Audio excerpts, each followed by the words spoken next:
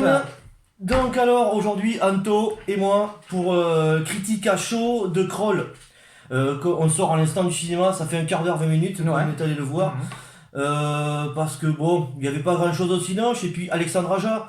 Alors Alexandre Aja, le réal, qui est un réalisateur français de cinéma de genre et qui a été primé par Gérard Meur et que du coup on a perdu une belle pépite parce que vous savez bien que le cinéma de genre en France est mal vu et du coup les réals mettent énormément de temps à réunir les fonds et ce qui devrait prendre 2-3 mois à faire un film leur prend 6 mois, 1 an, des fois plus. Donc après ils se font acheter par les compagnies américaines et ils se barrent.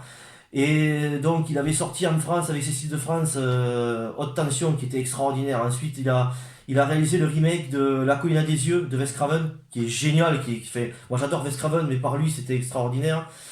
Maniac, Horns, bon il en a sorti d'autres, Piranha, le remake de Piranha qui était bien dégueulasse, dégueulasse.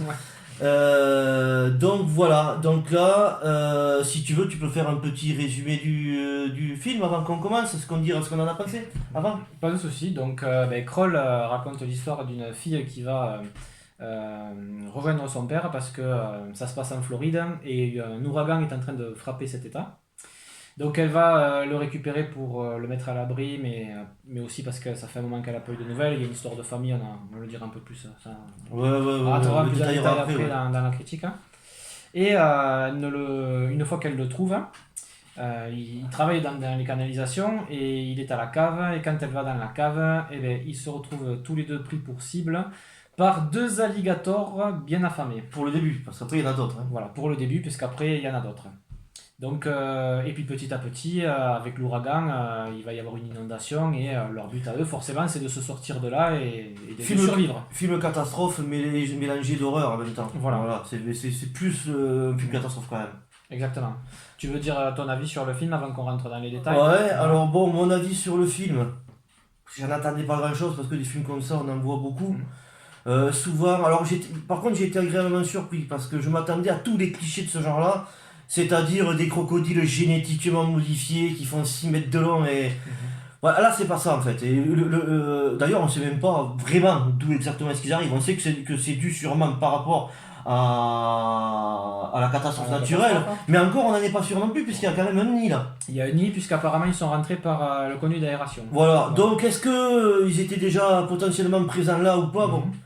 Voilà, en tout cas, voilà, c'était sympa. Le huis clos entre tous les deux, comment ils doivent se débrouiller. Ils prennent des décisions, je trouve qu'ils sont pas débiles comme souvent dans ce genre de film.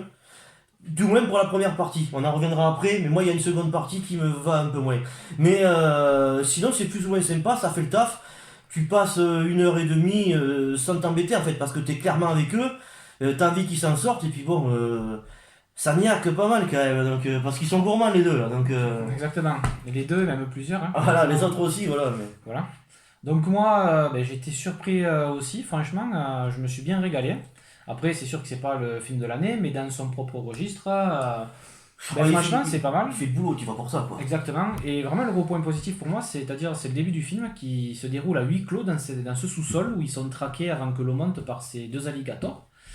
Et honnêtement, t'as vraiment la pression, t'es avec eux, t'as peur pour eux, ils galèrent, on va pas dire ce qui leur arrive après dans le film, mais ils se font quand même mordre, ils sont blessés. L'eau qui monte, il faut qu'ils se débrouillent forcément. Parce qu'en fait il y a des câbles et les alligators ont du mal à se déplacer parce qu'ils sont quand même assez gros. Ils ont du mal à se déplacer dans les tuyaux, donc avec le père ils essayent de se planquer, elle et lui, dans les câbles pour éviter. Mais bien entendu, vu qu'il y a des péripéties qui se déclenchent, ils vont être obligés de bouger. Exactement. Et quand ils bougent par rapport à l'eau qui monte, par exemple, ils sont obligés de trouver des solutions pour s'échapper. Et là les autres ils les attendent au virage pour les niaquer dès qu'ils peuvent. Et en plus de ça, le réalisateur nous transporte aussi dans des situations différentes. Qui sont assez flippantes. Hein. Enfin, moi je sais que je m'attendais pas forcément à sursauter, mais il y a des moments quand même, il y a des moments que je voyais venir, mais il y a aussi d'autres moments que je voyais pas venir où j'étais assez surpris quoi. Donc ça fait le taf de... Mais c'est pas vraiment des jumpscares en plus. C'est pas des moments où tu sursautes pour rien en fait. Le moment où tu vas sursauter, t'as la bête qui est là pour te bouffer en fait. Voilà. Donc c'est pas des jumpscares qui servent à rien quoi. Le chat du voisin qui saute à ce moment-là ou des conneries comme ça. En fait. Non, là ils ont pas abusé de ce côté-là du jumpscare. Mais après voilà, par rapport à la musique ou la tension qu'il y a au moment, tu peux deviner qu'à ce moment-là il va se passer quelque chose en fait. Puis c'est un peu aussi un petit survival horror parce que en même temps, dès qu'ils ont affaire à des crocodiles ou à des alligators, pardon, ils prennent n'importe quoi, une pelle, n'importe quel objet pour pouvoir se défendre. C'est vraiment de la survie quoi aussi, et on met vraiment l'accent là-dessus et c'est vachement intéressant, surtout comment est amené le film de ce côté-là. Moi j'aime bien aussi. Après il y a des phases aussi où on n'est pas qu'à huis clos, on est aussi à l'extérieur, où à l'extérieur on voit les dégâts que font les alligators forcément sur les autres personnes, donc ça aussi c'est sympa aussi de sortir. C'est autour de la maison en fait, c'est autour de la maison quand même. Voilà, et jusqu'à ce que le niveau de l'eau monte forcément avec l'inondation, où là il va se passer beaucoup plus de choses, on va rentrer plus dans les péripéties. Jusqu'au moment où ils réussissent à sortir de la maison. Et là, c'est vrai que c'est pas mal aussi, mais les points négatifs peuvent arriver là aussi, quoi. Moi, c'est les clichés de ce genre de film. Voilà. Jusque-là, ils prennent des décisions, justement, je trouve, qui sont intelligentes, qu'on comprendrait, en fait. Qu'on ferait, en fait. Qu'en principe, dans les films d'horreur, ils prennent des décisions, tu te dis, mais non, mais jamais tu... C'est pas stupide, quoi. Voilà. Et là, par contre, quand ils sortent, l'eau monte, je vois pas l'intérêt. La baraque, elle fait 4 ou 5 étages. Je vois pas l'intérêt qu'ils veuillent aller chercher un bateau qui est ultra loin avec tous les alligators qu'il y a dehors, parce que tout est entouré d'eau en fait. Ça déjà, voilà. Ensuite, ils mettent beaucoup trop longtemps l'autre pour récupérer le chien, il va se faire bouffer le bras. Voilà. Donc ça après c'est vrai que le fait qu'il soit blessé comme ça. Alors du coup ils vont monter sur ce bateau, il y a la digue qui pète, donc ce bateau les réentraîne dans leur maison de nouveau. Voilà. Et de nouveau c'est une chasse entre les voilà. Ça, disons que voilà, il y a des prises de décision des fois. C'est quand ils sortent de cette maison comme tu dis qu'ils veulent aller chercher le bateau alors que la maison elle fait au moins 2 étages et que ça serait plus réaliste de monter à l'étage, voire de faire un trou dans le toit pour mettre les fumigènes comme ils font à la fin. Ils ont en plus, parce qu'ils ont en plus, voilà. Bon après, bien évidemment, si on s'arrête à ça, le film s'arrête là, et bon, voilà. Le réalisateur a voulu, on est dans un film quand même, et le réalisateur a aussi voulu en mettre un maximum, ce qui est pas mal, puisque la tension reste toujours là, il y a toujours de ces phases après dans la maison, quand l'eau est montée, qui sont intéressantes. Il y a une très bonne scène dans la baignoire aussi, avec l'alligator, qui est assez intéressante, sympa. Mais après, voilà, ça va finir... Cette partie-là, c'est du déjà vu, en fait. C'est du déjà vu pur. On va finir vraiment dans du déjà vu, et ce qui est un petit peu dommage, parce que vraiment, sur les 3/4 du film, on était dans quelque chose un peu de nouveau, et vraiment dans un film de survie, horreur aussi. Après, on peut remettre aussi l'accent sur le côté horreur, quand les personnes elles se font dévorer, puisque c'est aussi... Voilà, moi je sais que j'ai pas trop l'habitude aussi quand même de voir des films d'horreur où les gens ils se font déchiqueter comme ça, mais il y a quand même des passages... ou quand les fractures et tout comme ça, ou quand ils se font aussi dévorer par les crocodiles, les gens, c'est gore. Et c'est pas tout le temps non plus, c'est pas vraiment une surdose de gore, de sang. Non, ça arrive à des très bons moments qui font que tu te dis, ah ben ouais, quand même, quoi. Voilà. J'ai trouvé que c'était un peu soft, moi, quand même. J'ai trouvé que c'était un peu soft. Deux Alexandre Aja, je m'attendais, mais bon. Ah oui, voilà. On pourrait s'attendre parce que c'est beaucoup plus. Il est beaucoup plus gore dans ces scènes, souvent.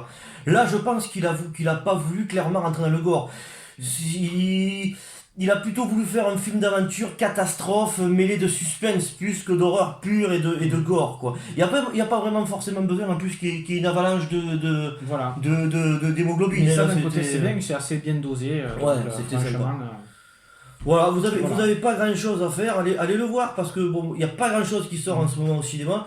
Il est sympa, vous allez passer un agréable moment. Voilà. Et puis il sort un peu du registre de ces mêmes films là, il apporte quand même quelque chose de nouveau aussi.